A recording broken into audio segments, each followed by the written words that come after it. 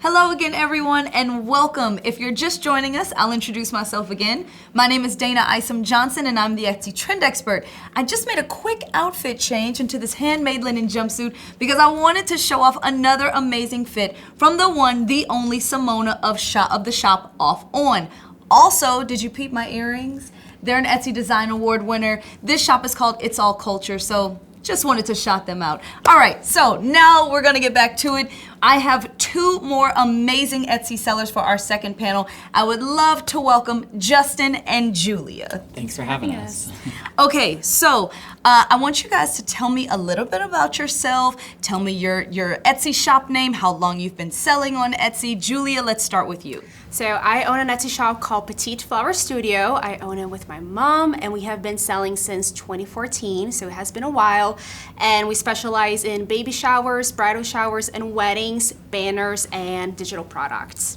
Wow. That's we'll get into that later, Yeah, but we will. Okay. Justin, tell me about your Etsy shop. I started Fernway Woodworking in 2015. We're a small batch furniture studio, and we design everything in-house and then make everything in-house with me and my small team of woodworkers.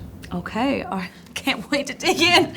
Okay, hold on that. So as we all know, the past 2.5 years have been challenging for everyone around the world. These challenges presented themselves in many different ways for many different people, and the unusual circumstances required business owners to take a look at their business strategies and question if they needed to change. Many business owners were forced to quickly pivot in order to keep up with the changing world around them. I'd like to take this moment to give a shout out to all of our wonderful Etsy sellers, including everyone watching today. It was truly inspiring to see all the ways our community rose to the occasion during a very difficult time. I want to recognize you for all the passion and dedication you've shown. It has not gone unnoticed. Now, looking back on these last couple of years, I think we have a great opportunity today to chat about the lessons learned because there were a lot of them. So let's turn it back to Justin and Julia because both of you, okay, have had to pivot over the last 2 years. So I want to hear about each of your stories from 2020 until now and how you adjusted your business strategy. Julia, I want to start with you.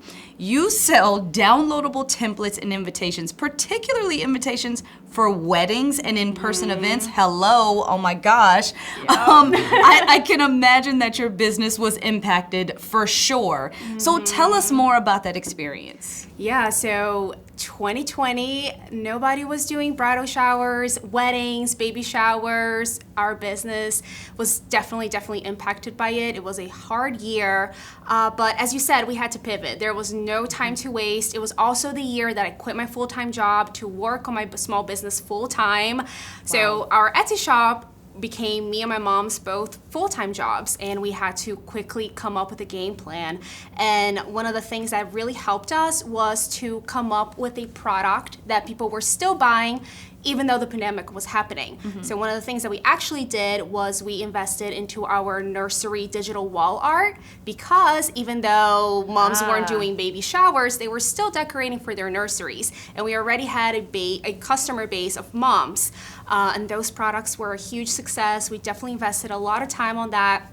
And also because of the holiday season, people were really excited for Christmas. People wanted to still decorate their houses, even though, celebrating the holidays looked a little bit different. People were still decorating. And we also invested into creating holiday or Christmas decoration products, and we did Christmas banners.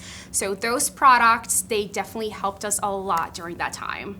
I mean, what a great way to pivot. Home was at the forefront for pretty much all of us. We poured so much into making our home like a true sanctuary.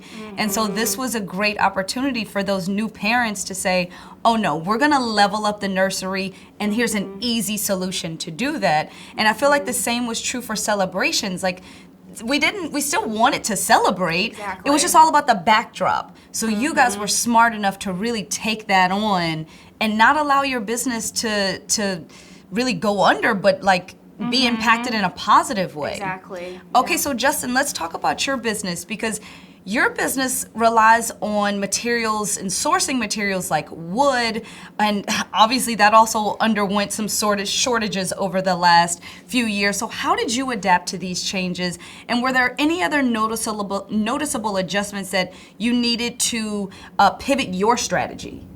Yeah, absolutely. It was a scary time because for a while there, orders just kind of stopped and we weren't really sure what to expect. And we were actually moving shops at that point too. So as far as physical locations, yeah. So as far as raw materials, we've always been made to order, and the way that we make money doing custom furniture in America is by batching all of our parts, and so we batch small batches, and so our lead times are 12 to 14 weeks even before the pandemic, and we didn't actually have to increase those because we were able to react fast enough. So especially with hardwoods. There was such a high demand coming out of the kilns that it was just hard to get your hands on it. So when we knew that there was a big order coming, usually we would just buy like what we need for the next few batches of furniture. But we started just realizing how hard it was going to be to be able to do that. So we just bought everything we could get our hands on. As soon as it came to our supplier, instead of picking out what we wanted, we were like, we'll take the whole bundle. And part of that was, it made it difficult from a cash flow situation, but we were helped with the SBA small business loan. And so for us, we stocked up. We bought less often, but a lot more volume. So. Okay, and that way you were fully stocked, but because the demand in home furnishings was so high, you didn't really have to worry about whether or not you were going to run through the materials.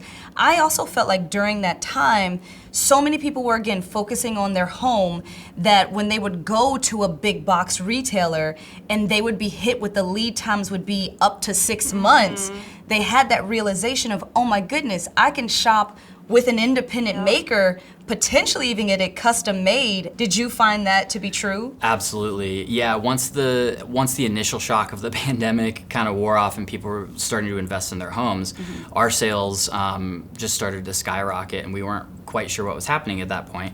But it was awesome because we had reacted fast, and so we didn't increase our lead times while all the big box stores were increasing theirs, and so we were actually competitive from a lead time standpoint for the first time ever, actually. Love that. But it worked out really well. Love that. Okay, so looking back, is there anything that you would have done differently? If you could go back in time and give yourself some advice, what would it be? Justin, let's kick it with you this time. Yeah, for me, I think a big thing that I've learned is when the slow times hit, like especially at the beginning of the pandemic, it was just really scary. All of our major design events were canceled. And so I was honestly afraid we were going to lose the business. And so the thing that I learned through kind of the ups and downs of the pandemic was to just stay calm and when we're slow to react in a good way. So now I know that when orders are slower for a period of time, we work on our shop so that we're more efficient when things pick back up. We're able to back stock parts for us, so we'll do like 400 chair legs or something like that. So then when orders pick back up, we're able to be more effective and more efficient. Another big thing that we invest in is like online marketing and stuff, and just like how do we reach our sellers. But then a big thing is also making sure that our processes are really smooth, so that then it's a good time to invest in that, because then when things get busy, you're even more efficient. So you learn to give yourself some breathing time. And absolutely. Breathing is good. Breathing is good. Okay, Julia, what did you learn? I think one of the biggest things that I've learned that we actually did during the pandemic, but it's better to do it before, is to cut costs in some sort of ways. One of the things that we did is we went through all our subscriptions that we had, that we used for our business, and we realized there were some subscriptions that we were not using, so we just didn't pay for those anymore. We cut those costs. Or packaging, for example, we used to do a really nice, pretty packaging, and we still do, but we chose different materials, different supplies that would cut the cost a little bit, and at the end it would give us a bigger profit. Okay, I love that. We love a cost cut. Yes, we love for that. sure. Okay, so these were great pieces of advice, but when you're specifically thinking about your community, right, your fellow Etsy sellers, what in the past 2 years, a piece of advice would you give to them that maybe, they don't have a woodworking furniture business, they don't have an invitation paper goods business? Like, what is top level great piece of advice for your fellow community members? I think one of my biggest advice is to also going back to the money aspect of it is to, if possible, save up, because rainy days will come and sometimes we don't think they will, but they do. And the pandemic really taught us that. And like I said, our business was very impacted by it throughout the whole year. And thankfully we had a little cushion, we had a little money saved. And that would be my biggest advice. Save a little bit if you can, because those rainy days, they will come. Okay, Justin, how about for you? A habit that I've been making for the last few years is always thinking through my 1 and 5 year goals for the business. And I feel like a lot of people hear that, or I used to think about like 1 and 5 year goals as being like, I need to get there, and if I don't get there, I've failed. But I think it's actually just a good habit because it forces you to think, what are the actions that I'm taking today that will affect me in 5 years? Whether like the business is going to change in 5 years, I don't know what it'll look like. But I think about those, if not every day, every week. And then that helps me make intelligent. I don't get distracted by shiny things as often. If there's a new tool that I want, or a marketing opportunity, or whatever it is, I have it in perspective with, will that help me get to where I want to be in a year and in 5 years, as opposed to just like, ooh, this seems exciting, let's do that. That makes it, and I feel like a foundational piece of both of what you're talking about too is also the entire point of this conversation, which is about being able to pivot and being nimble and being willing to change when needed, and not being so laser focused on what you think is the right thing right now. Like, be nimble. Okay, but are there any unexpected changes that you made to your business that happened as a reaction to these circumstances, or any circumstance really, and it kind of made you look back and say to yourself, this is incredible, why wasn't I doing this earlier? Let's start with you, Julia. I was gonna say, I think the biggest thing for us is our holiday collection. Before during October, November, December time, those are really slow months for us because people weren't really doing weddings. They were more focused into the holiday season. And when we really invested in our holiday products, we saw that our December months and November months were actually doing really well, which in the past didn't happen. And that was the year that we sold the most Christmas banners, and we also did Christmas digital downloads, and people really loved it. And one of the things that I've learned, which I kind of knew already, but what I experienced is that people love to shop for holiday gifts or decor at Etsy. It's huge, and it's one of also my suggestions for sellers. If possible, if you can, have a holiday collection because people love that on Etsy. Justin, you and I, offline, we were maybe chatting about some We things. were. But I want to ask you the same question. Yeah, for us, a big lesson learned was freight shipping. Our furniture is not flat packable. That's kind of what makes it special. Honestly. It's very organic and shapely, and so shipping has always been a nightmare for bigger things like that. And that's kind of a minority for Etsy sellers, but there are a lot of furniture people out there that just struggle with shipping. So we used to freight ship everything, and the pandemic kind of made that impossible because freight costs were, it was literally exponential increases. Like I would quote something for like an Etsy client, and then by the time we actually shipped it, it would be twice as much or more. Sometimes it was like 4 times. And so then, and that I just couldn't do that, obviously. And so, and part of that also was just crate costs. Like we couldn't afford to buy materials to make crates.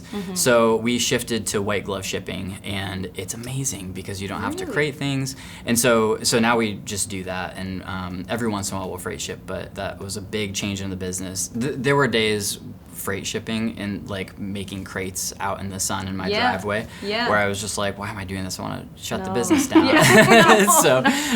So learning the whole white glove process for us has been a game changer. Game changers. Okay, love that. And the same way that we're thinking about changes in terms of your business, and sellers had to make a lot of those changes, I think buyers also had to adapt to some major changes. How do you manage expectations with customers?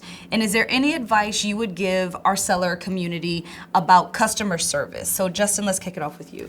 Yeah, I feel like sometimes I get questions that to me feel like they're out of the blue, or maybe they don't make sense to me because I'm so in it.